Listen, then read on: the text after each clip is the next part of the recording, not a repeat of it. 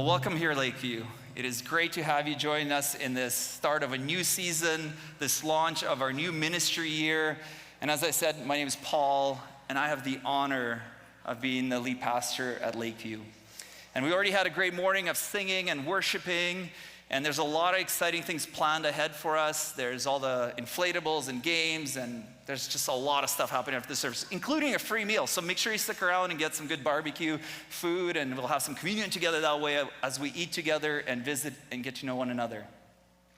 And I just want to echo what I just said.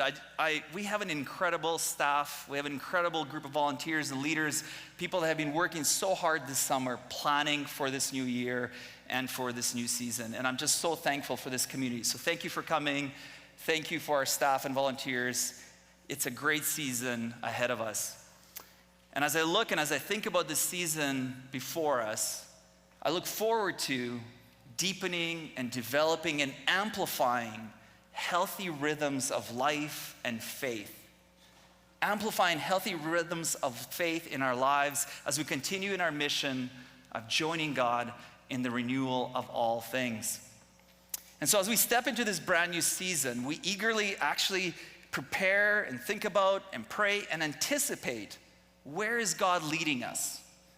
Where is he taking us? How is he going to be shaping us and forming us as we serve and walk together?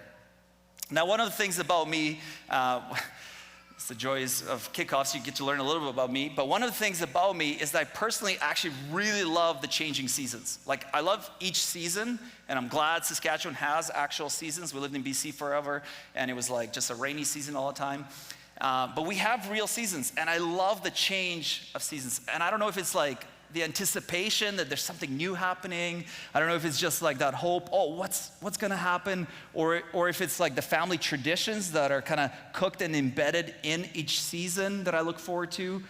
But I love the rhythms of the year and all the things that each season brings. There's something about that endless possibility, right? Like, it's summer, it's fall, but hockey tryouts are starting, or dance is starting, or I'm starting a new job, or whatever it is, there's like this glimpse of this new possibility. And sometimes even when we look ahead of these seasons, we kind of see what's possible, kind of almost peering around the corner. You can kind of like, I see that hope. I'm aiming for it. I see it there. And it's just this amazing thing that new seasons bring, at least in my mind when I think of seasons. Now, personally, I've been incredibly blessed to have had amazing seasons and milestones in my life. One of my milestones is marrying the love of my life. This year we celebrated 24 years being married. Yeah. It's a lot of years of putting up with me. So that's a big season. That was a life-changing season for me. The birth of my boys changed the trajectory of my life. It's a huge, huge milestone. Becoming a pastor, entering ministry, all these seasons I've been so lucky to be part of those. But I will say, and some of you have heard me say this lots maybe before in this year, is that one of the seasons and milestones in my life that kind of colors a lot of my life and how I view life and how I see things is the moment in life when my family had immigrated to Canada when I was 11 years old. Now, it was a huge transition and change. And I was 11 years old and I didn't speak a word of English. I didn't know any English. I spoke Ukrainian, but I didn't speak English. I spoke our language, but I didn't speak any English. Despite of my lack of ability to communicate, I was still sent to school, which when you're 11, seems like real huge injustice. Like, why would I go to school when I don't understand anything that's being said? Why would I have to go? I mean, of course, as an older person, I understand that it's to learn English and, not to get behind on my other subjects. But as an 11-year-old, I questioned these methods. I would sit in classes where people spoke foreign languages all around me. I didn't understand what was happening. I was present, but I wasn't present. You know what I mean? I did not understand at all what was being communicated to me, what was being asked of me, what people were wanting to say to me, and all I could do was just observe and try to guess, really. Like, sometimes I would just guess, I think this is what they're trying to tell me I should do, and I would observe and guess and try to read facial expressions and reactions. And man, that period of time, now that I look back on it, required a lot of grace for the people that were communicating with me and for me as I was receiving this communication. And they would, at times, they would try to tell me something. I just did not understand what they were saying. And I would see they would be visibly getting frustrated with me. And when they would do that thing that people do when you like try to have somebody understand something, but they're not understanding. They would speak slowly and louder. And I was like, yeah, I hear you're speaking slow and loud. I still don't understand what you're saying. So sitting there and listening, it was a bit of like that Charlie Brown experience, that wah, wah, wah. You hear like tones, but you don't know what's happening. And so that whole experience, like, it was frustrating. Especially when you didn't know, at least for me and my personality, it was frustrating. You would get kind of upset that like, I'm getting things wrong.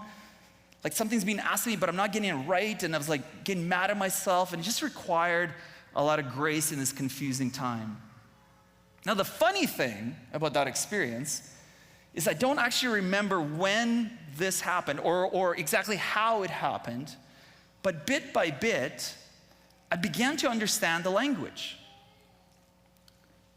And I don't know if it was like, and it wasn't, I was in the ESL class as well, but it wasn't like, oh, hello in this language means hello in this language. No, like I could actually understand what they were saying without learning the word that people would say in class, if that makes sense. It's a little fuzzy, I get that. But there was a moment in time, all of a sudden I was like, oh, I know what this means.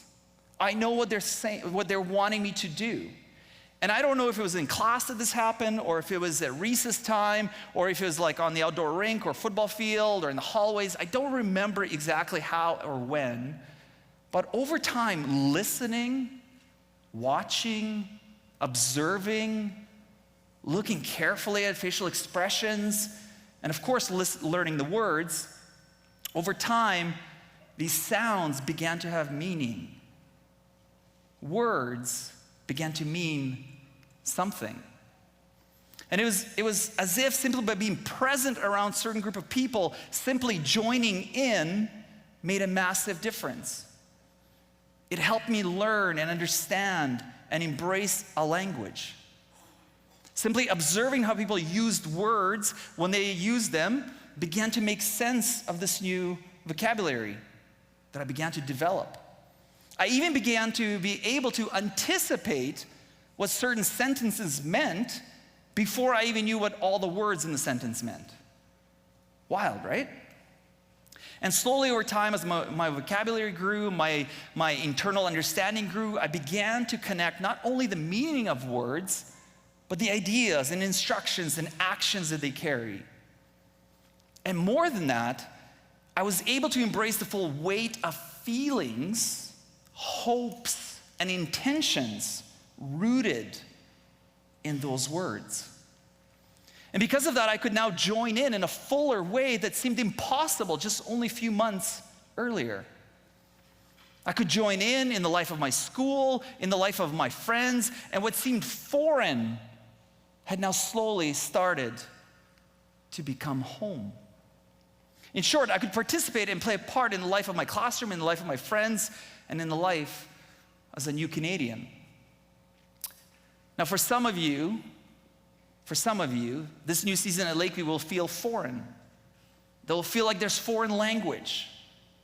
And yet for some of you, you will feel like you're an expert linguist in the language of Lakeview. You have seen many seasons of Lakeview and God's work and His faithfulness and the seasons and milestones.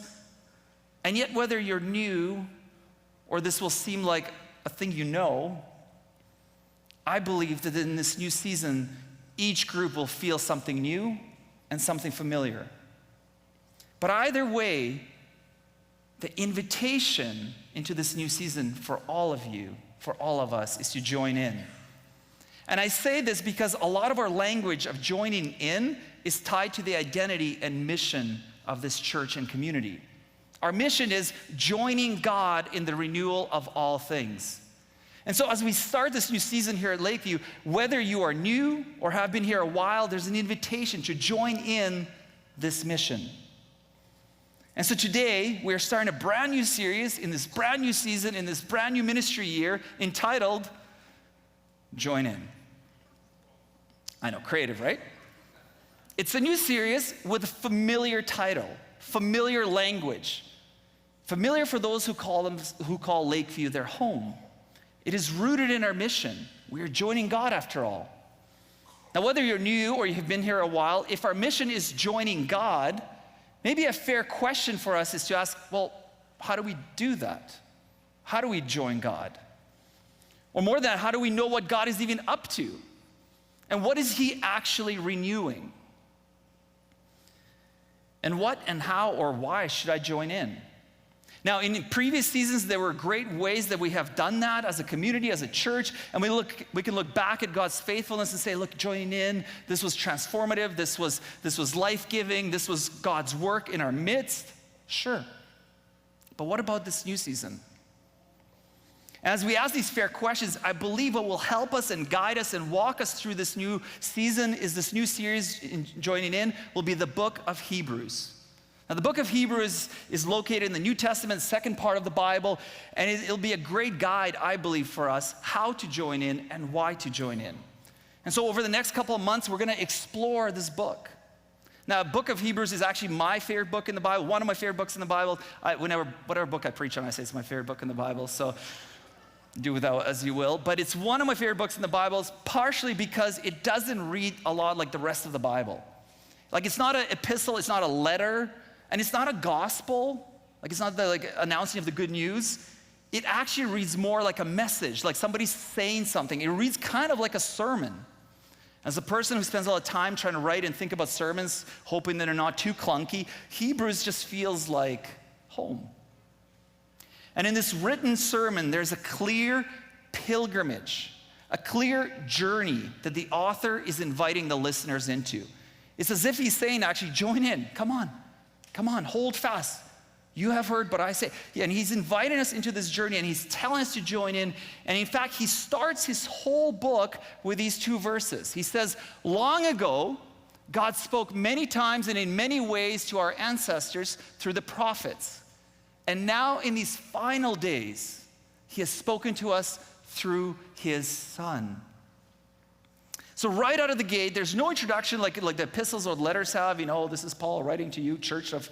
There's none of that. None of that is happening. There's no greeting. We just simply learn that God spoke.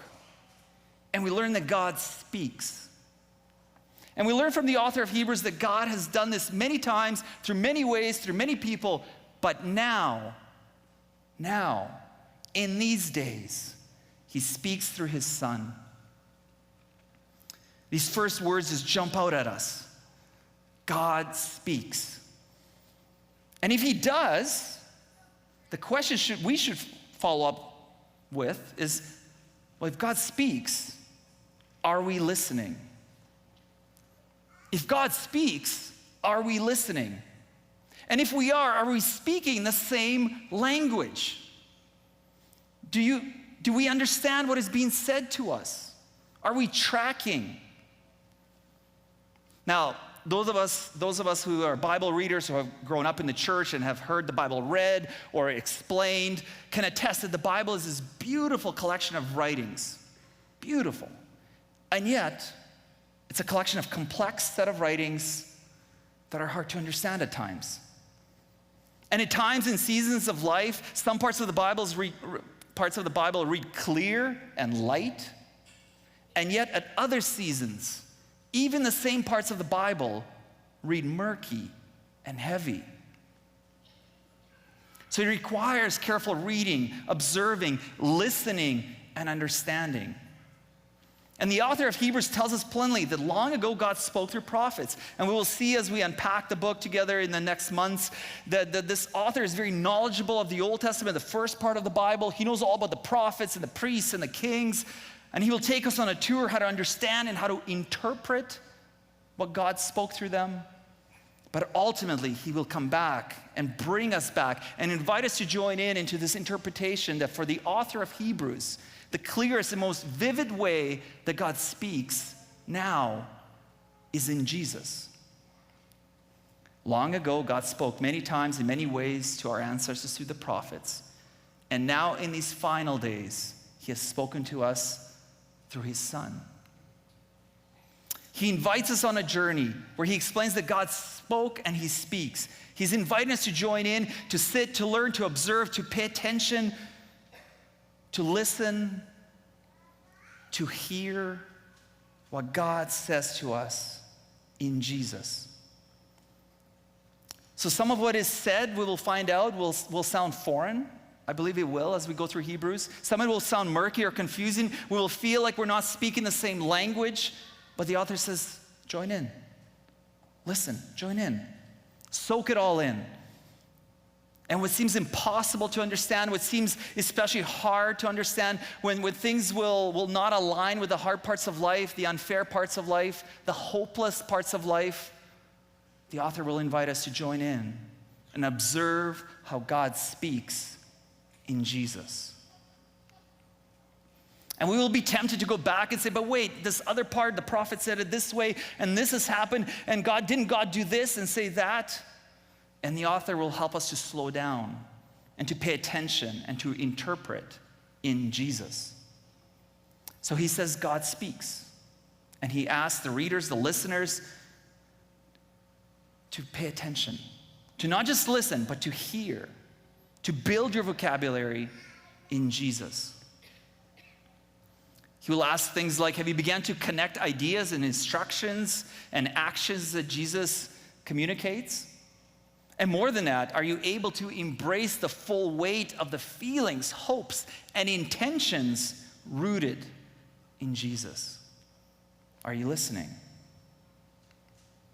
In Jesus, can you begin to anticipate what he may even say to you, what he may call you to, what may he ask you to do before you understand all of it? Could you anticipate what he's saying before understanding all of it?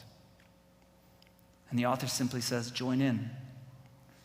In fact, I want to suggest that we will see that for the author of Hebrews, he's not only suggesting, but he's utterly convinced that if we listen in Jesus, if Jesus becomes our language, if he becomes our lens, our complete representation of who God is, if Jesus becomes that, Hebrews suggests that we will see that Jesus then is in fact the ultimate solution to all of the world's problems. Whoa, like that's a lofty claim. And because of that, over the next few months, we will investigate, we will study, we will wrestle with the book as we join in. And friends, like learning a new language, it will be tough. It will push us and maybe even frustrate us. And we will need grace for one another. But what we will notice is the author of Hebrews claims, what his claims are is that they're rooted in God's promise that God speaks, and when he does, creation, transformation, and renewal becomes possible. John begins his gospel with these words. In the beginning, the Word already existed. The Word was with God, and the Word was God. He existed in the beginning with God. God created everything through him, and nothing was created except through him. The Word gave life to everything that was created, and his life brought light to everyone. The light shines in the darkness, and the darkness can never extinguish it. John reminds us that Jesus is the Word. All that was created through him. He speaks, God speaks in Jesus. Are we listening? So would you join in?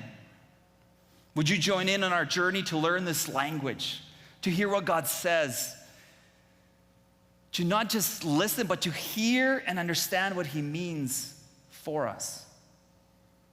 And I suspect if you do join in, I suspect that you and I will learn that joining in will require a lot of grace for one another. The joining in will require a lot of grace for others, and others will require a lot of grace for you. I suspect we will discover that joining in this new season is a journey of grace. Would you pray with me? God, I thank you that you speak. And I thank you that you have spoke the clearest to us through Jesus, in Jesus. God, I thank you that we have an opportunity to join together and to learn this language, a language that offers grace and love, a language that allows us to be light in the world that feels murky and frustrating, a language that helps us have a lens and clarity for life despite darkness, brokenness, because your light has overcome darkness. God, we thank you for your love and your grace. We pray all these things in your name. Amen. Amen.